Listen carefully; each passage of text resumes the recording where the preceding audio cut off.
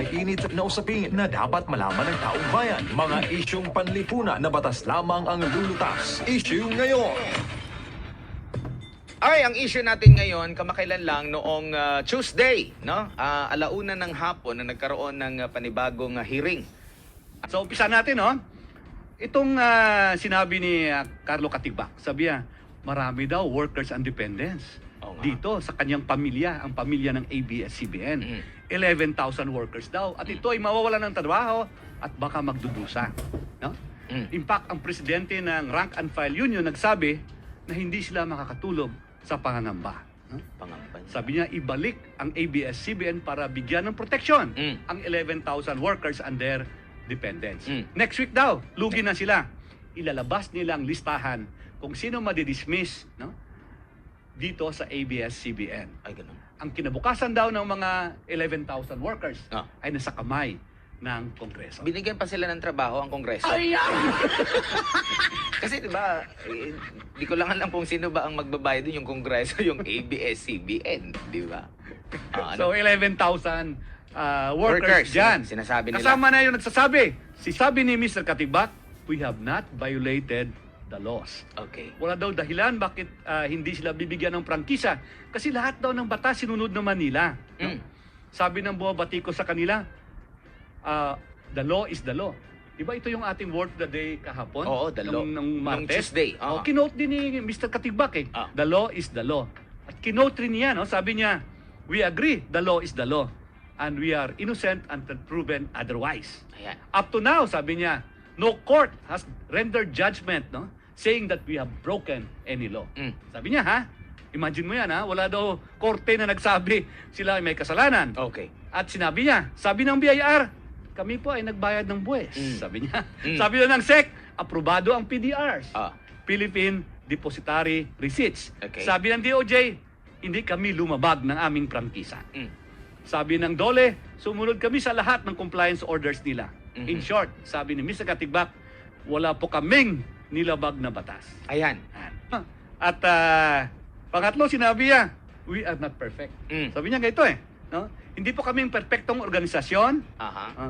At may kakulangan po kami. Sabi niya, kami ni Mark Lopez, chairman ng board ng ABS-CBN, and I will commit not to stop listening to Congress. And we will continuously take action to make ABS-CBN a better company. Yan sabi niya, ha? Masakit ang nangyari, sabi niya. Umasa kami na sa hangarin ng Senado at hangarin nitong Kongreso na habang pinag-uusapan ang prangkisa, kami ay hindi mawawala sa ere. Yan ang sinabi niya. Pang-apat na sinabi niya, millions depend on ABS-CBN. Milyon na. Sabi niya, sa aming pag-shutdown, nawala ng serbisyo ang ABS-CBN sa 70 million Filipinos na nanood nito bawat linggo. Kailangan nila ng balita sa kaligtasan, hanap buhay. At habang hindi nakakalabas sa bahay, marami ito ang nagbibigay saya sa kanila, inspirasyon, tibay ng loob at pag-asa.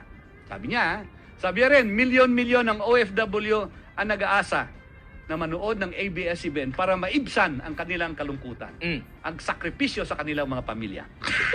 At ito pa, no, donasyon. Sabi nila, kami po ay kumilos at tumulong sa pandemya sa panahon ng quarantine. Pantawid ng pag-ibig naghatid sa pagkain sa 3 milyong Pilipinos. No? Ang malasakit at tungkulin namin bilang isang tunay na kapamilya. Yan, sabi niya. Naniniwala kami na ang nagbigay ng prangkisa ang nakasalalay sa serbisyo na maaaring ibigay sa taong bayan. Yan. Pagkatapos yan, anong ginawa niya, partner? Naglabas siya ng video. At ang video nito ay hindi ko na nirecord. Anong sunod, attorney? Well, after nito, no, pinayagan na ngayon itong si Deputy Speaker, at Congressman Rodante Marcoleta. Ayan. No, siya po ay nagsalita in behalf sa nag-oppose na pagbibigay ng prangkisa sa ABS-CBN. Pwede natin masabihin negative. Kasi uso ng COVID ngayon eh. Oo, tama. Si Carlo Katigbak yun ng past 50 years.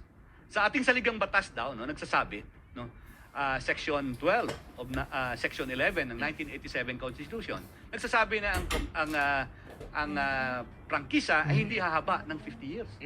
So binilang niya, ha? Tapos na rin. Pero ito yung aking opinion dito, partner, no? Okay. Ito po ay strict interpretation ng ating saligang batas. Ang liberal interpretation renewable for another 25 years. Aha. Okay? So, ganito yun ha. Strict interpretation at saka liberal interpretation. Okay. Strict interpretation, 50 years lang. Tapos na yung buhay nyo. Liberal interpretation, pwede pa. Another 25 years. Yan. Okay? So, hintayin natin ang Kamara, i-resolve nila yan. Oo. Okay. Okay. Pangalawa, foreign ownership. Yan. Ang pag-aari ng mga dayuhan sa isang kumpanya sa ilalim ng mass media. Okay. Sinasabi dito, no? Section 11, Article 12, no franchise shall be granted except to citizens of the Philippines or to corporations owned by them up to 60%. Hindi naman siguro mahirap yan intindihin na Attorney Suplico, di ba? Oo. Mabilis naman yan na maintindihan siguro Oo. ng mga abogado nila. Oh, tama 'yon, no? Madali intindihin yung mass media, ha? Oo. Yeah. At sinasabi ng batas, dapat ang nagmamay-ari nito 100%, walang labis, walang kulang, Pinoy. Tama 'yon. Owned and controlled 100% by Filipinos. Hindi ba pwede yung naturalized born? Naturalized, tama, naturalized. Pwede po, Naturalized no? siya. Pwede rin siya. Pilipino pa rin 'yon. Pilipino. Pilipino pa rin 'yon. Okay. Okay. Ngayon, ang sinasabi dito, no? Maski yung ownership and management nito, ha? Ah. Dapat Pinoy ka. Hindi pwedeng Amerikano ka. Okay, yan ang rule, ha? Nagmamay-ari, ayan. Saan Nagmamani. makikita ang rule na yan? Sa ating saligang batas. Okay. Sa ating 1987 Constitution. Okay, itong banat ngayon ni Congressman Marcoleta. Sabi niya, si Mr. Eugenio Lopez III. Ito yung si Gaby Lopez. Okay. Amerikano daw ito. In 1986, he took the helm of ABS-CBN, director, president, and finally, chairman of the board. In 2000, sabi niya, he filed a petition for recognition as a Filipino citizen. Saan niya pinail? Diyan po, sa Manila, sa Bureau of Immigration. In 2002, he was issued a certificate that he is a Filipino. Okay. Pambira ito, no? Tayo, wala tayong certificate ng Pinoy tayo eh.